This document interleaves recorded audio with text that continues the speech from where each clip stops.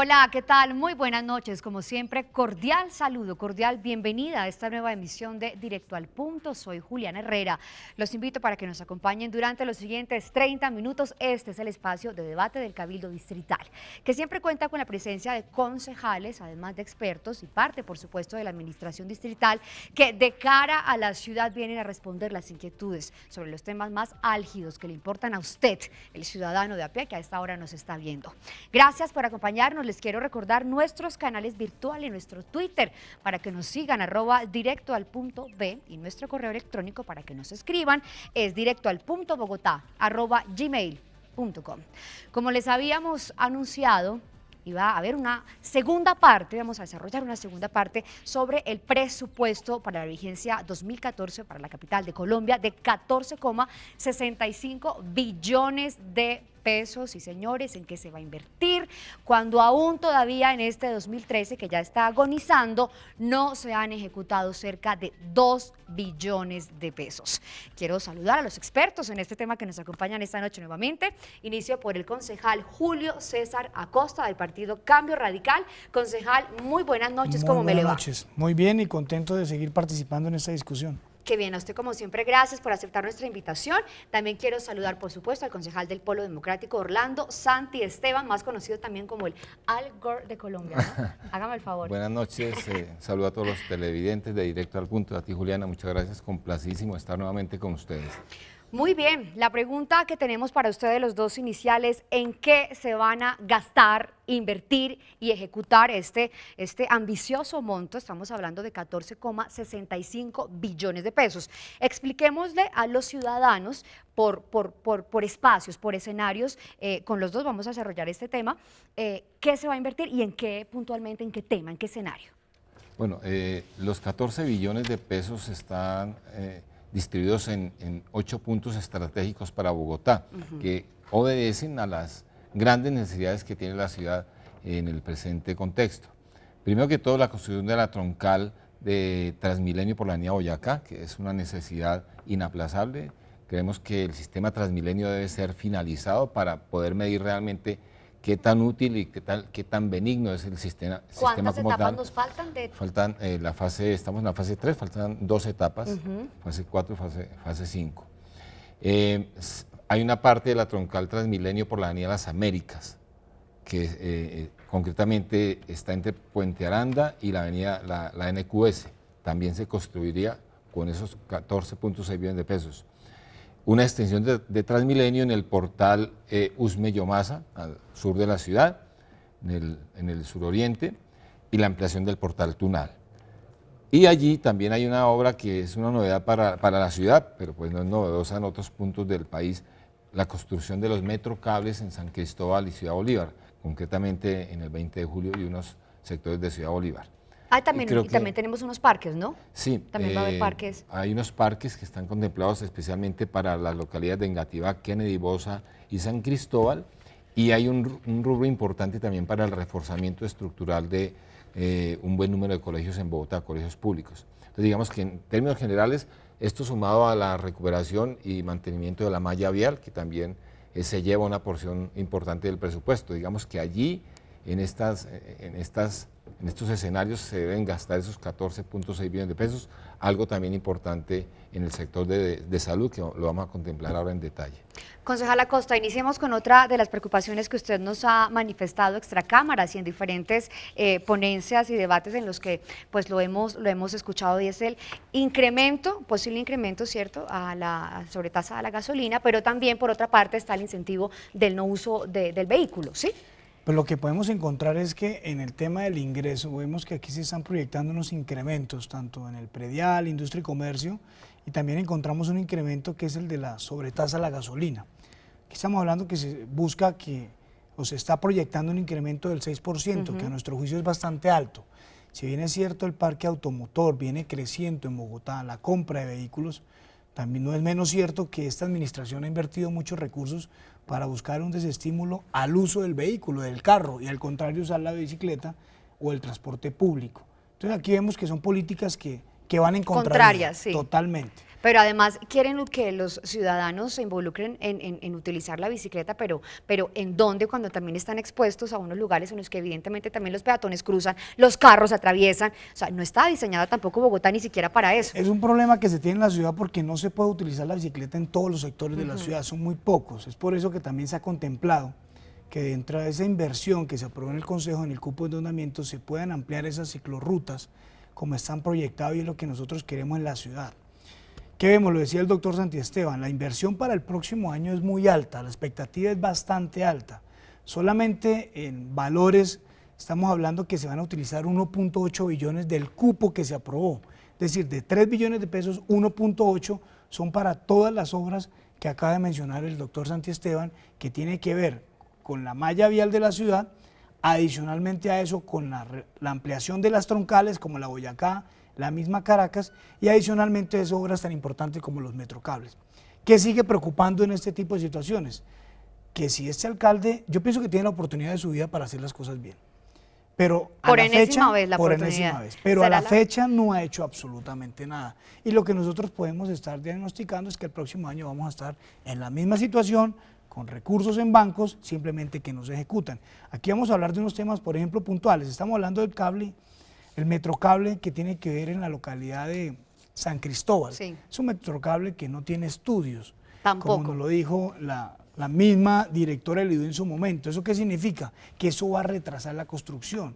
¿Qué significa? Que si no hay estudios son obras que realmente son en el imaginario del alcalde. Que si bien es cierto se aprueban esos recursos con el buen propósito, la buena fe de darle la confianza de que pueda ejecutar, tampoco es menos cierto ver que estos recursos en el corto plazo van a ser de difícil ejecución, porque no vamos a tener la posibilidad de verlos, ya que van a haber muchas trabas en su ejecución. Máxime cuando estamos también en ley de garantías, ese es un tema fundamental, y si a eso le sumamos otro ejemplo que es lo que tiene que ver con las alcaldías locales. Si ustedes se dan cuenta, la malla del distrito está en pésimas condiciones.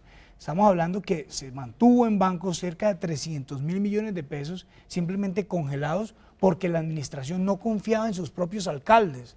Entonces no les dejaba ejecutar esos recursos para arreglar esas vías que todos los días tenemos que padecer.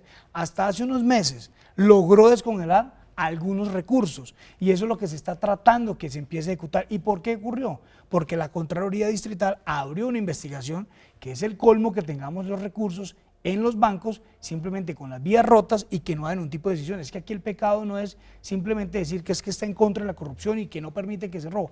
El solo hecho de tener esos recursos que solamente le beneficia al sector financiero, eso también es un robo, es un detrimento para la ciudad y eso debe también tener toda la conciencia del señor alcalde.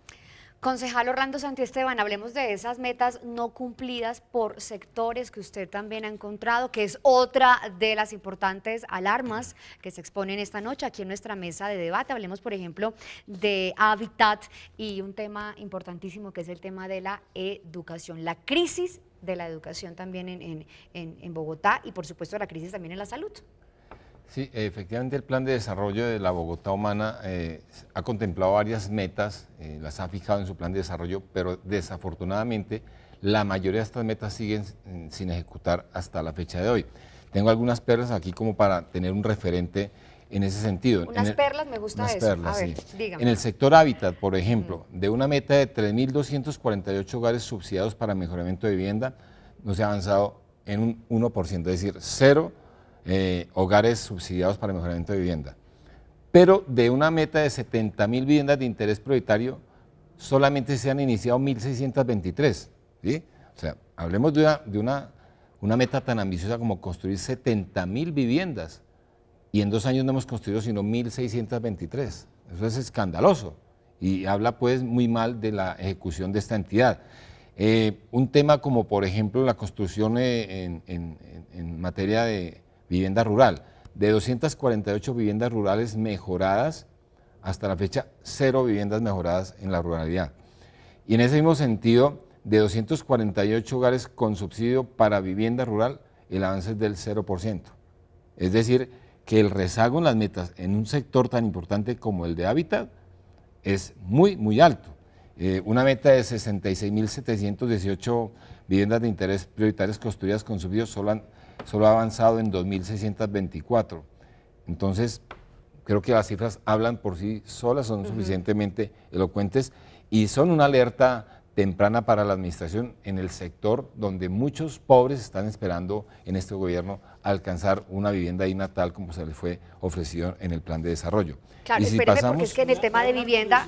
Una sí. curiosidad con Dígame. respecto al tema de vivienda, es que casualmente esa secretaria se atrevió a decir en los medios de comunicación que se había afectado y que le habían hecho un recorte de un porcentaje cercano al 40% y que si eso no se reconsideraba, simplemente iba a renunciar. Yo le digo a la secretaria, como se lo he dicho en muchas oportunidades, no busca una excusa para demostrar la incompetencia que tiene. Ella es la causante de los problemas que tiene Bogotá en el tema de vivienda, la parálisis de la construcción. Y al contrario le decimos que renuncie por incompetente, no porque no se le dan recursos, porque lo muestra el doctor Santiesteban. Yo creo que yo voy un poco más allá, yo pienso que la meta es cero. Es cero simplemente porque no han hecho una sola vivienda de interés prioritario en esta administración. Démonos cuenta de un tema tan importante como es el Pulpo. El Pulpo es un programa de vivienda que queda en la localidad de Puente Aranda. Es un programa que se hizo con el gobierno nacional para participar en las 100.000 viviendas gratis. Pero correspondía a 93 casas, ¿no? 93 viviendas allí en ese sector, donde iban a ser totalmente gratis, financiada por el programa de las 100.000 viviendas gratis del presidente del Juan Manuel Ministerio Santos. de ¿Qué Vivienda. encontramos acá? Que a fecha de hoy ese programa se tiene que suspender.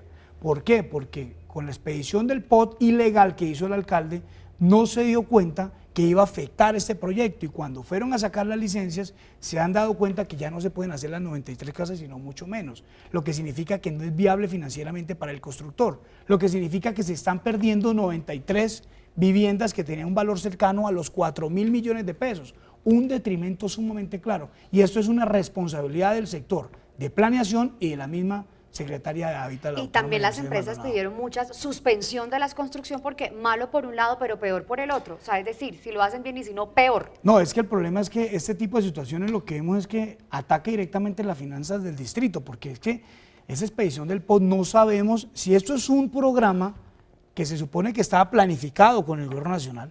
No me imagino la cantidad de situaciones que se van a presentar en esta misma situación, donde el distrito va a dejar de recibir recursos. ¿Por qué? Pues simplemente porque no hay planeación. No se está sabiendo plenamente, con certeza, qué es lo que va a afectar este nuevo POT que de manera ilegal decretó el alcalde. Eso significa que no tenemos con certeza cuánta plata se va a recoger por ese cambio de uso de suelo que está proyectando el alcalde. Y esto obviamente afecta directamente las finanzas y lo que vemos es que los ingresos corrientes, al contrario de estar teniendo un incremento, como se proyecta del 10%, es decir, que está pasando de 5.5 billones a sobrepasar un poco los 6 billones de pesos, no va a ser de esa manera, sino al contrario. ¿Y eso qué va a encontrar? Básicamente que va a tener un presupuesto desfinanciado, que es lo que ha tenido tanto eco en el Consejo, que los ingresos que se están hablando no son los que son realmente. Sí. ¿Por qué? Porque estamos teniendo simplemente un presupuesto que tiene muchas cargas, pero que realmente el nivel de ingresos no se está incrementando. Y el único soporte que tiene el alcalde en este momento es el cupo de endeudamiento que nos preocupa, que vaya el alcalde a tomar esos recursos para cubrir otro tipo de gastos y no para invertir en las obras que tanto necesita la ciudad, como las acaba de plantear el doctor Santiesteban. Pues señores, yo los quiero invitar a una pequeña pausa para comerciales en nuestro programa, pero cuando regresemos, doctor Santiesteban, no se me preocupe, vamos a hablar sobre salud y educación, además otros puntos que preocupan muchísimo a los concejales del distrito y a los capitalinos sobre este dinero que se va a invertir en la capital de Colombia para la vigencia de 2014. Pausa, ya regresamos aquí a Directo al Punto.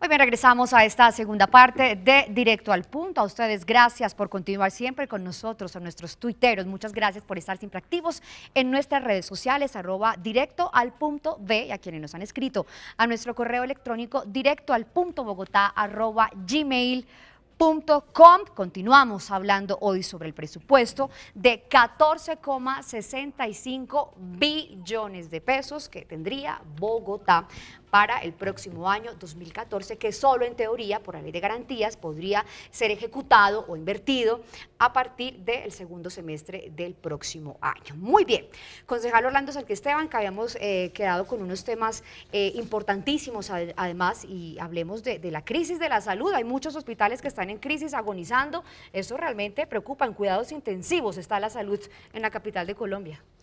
Sí, yo particularmente tengo una preocupación y más casi que una denuncia que quiero hacer aprovechando las cámaras de Directo al Punto.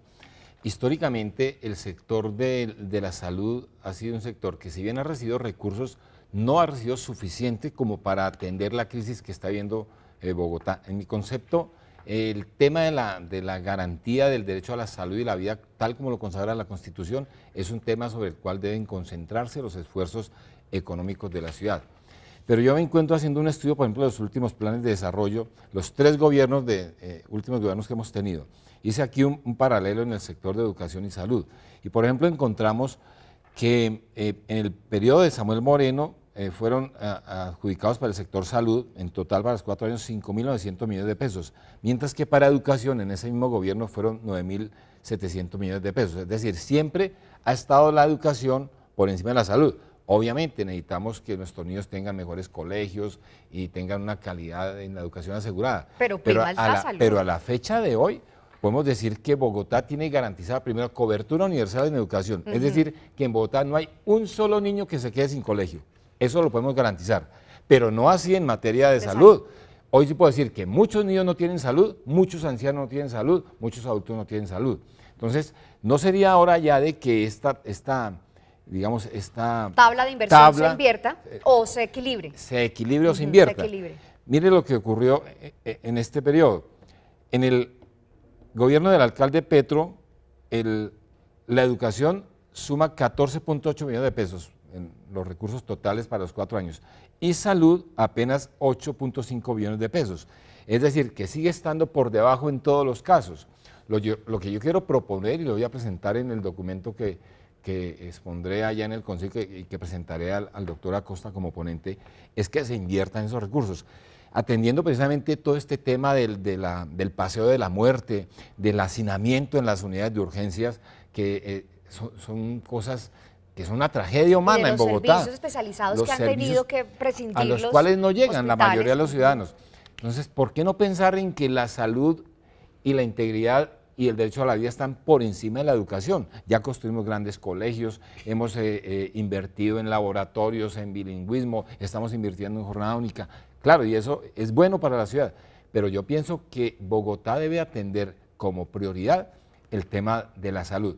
Y a esto súmele pues la conocida noticia de la crisis de los hospitales. Es decir, ¿cómo no buscar fortalecer este rubro, este sector de la salud, para efectos de que los hospitales puedan oxigenar también sus presupuestos y brindarle a los ciudadanos una mejor atención? Porque es que obviamente si no hay plata para pagar médicos, si no hay plata para pagar las medicinas, para pagar equipos especializados, pues no vamos a tener calidad en materia de salud. Y por eso aquí traigo cifras, por ejemplo, también en el tema de la crisis hospitalaria, otras perlas.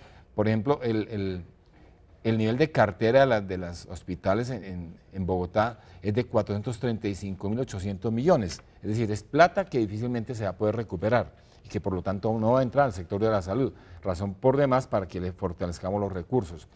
Pero lo más preocupante es el déficit de las empresas de servicios públicos de los hospitales a la fecha, al 30 de septiembre de 2013.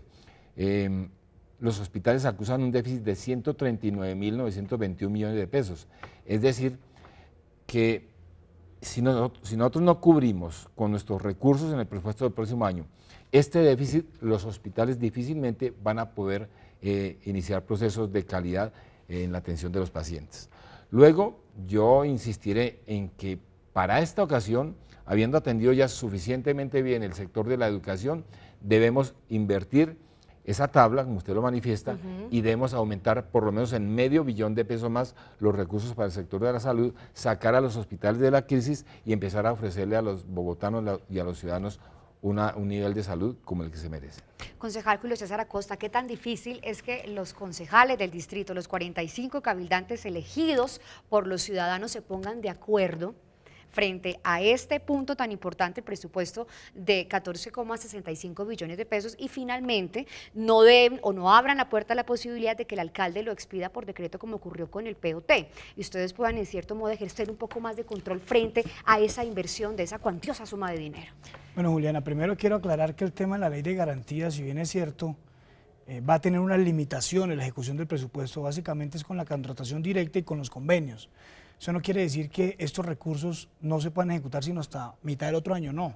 Lo único es que van a ir a licitaciones, que son procesos más largos, pero que si hubiese una administración eficiente, pues lo empieza a ejecutar desde enero, febrero, para que no tengamos ningún tipo de traumatismos y al contrario se pueda hacer una buena ejecución de recursos.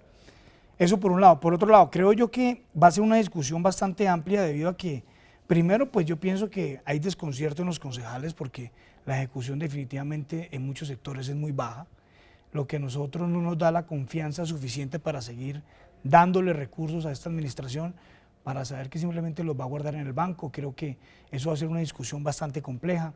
Dentro de la comisión yo pienso que hay un ambiente no de negar un proyecto como estos, porque ya es claro que si hubiese una negativa, simplemente el alcalde lo puede sacar por decreto. ¿Por qué? Pues porque él simplemente tiene que tener unos recursos que tiene que ejecutar para que funcione la ciudad.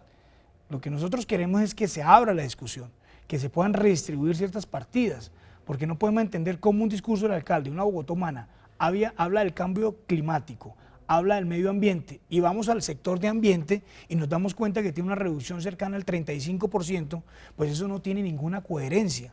Que él en discurso lo diga, pero realmente cuando tiene que ejecutar no da los recursos suficientes. Nosotros no podemos tampoco decir que el Consejo se va a atravesar. Cambio Radical hace oposición, pero no podemos ser irresponsables simplemente con la ciudad porque no creemos en este alcalde. Nosotros creemos que se pueden asignar unas partidas importantes, que se le puede seguir dando la responsabilidad a este alcalde, así él no esté cumpliendo, pero que lastimosamente es la persona que está en este momento liderando esta administración y quien debe tomar las decisiones.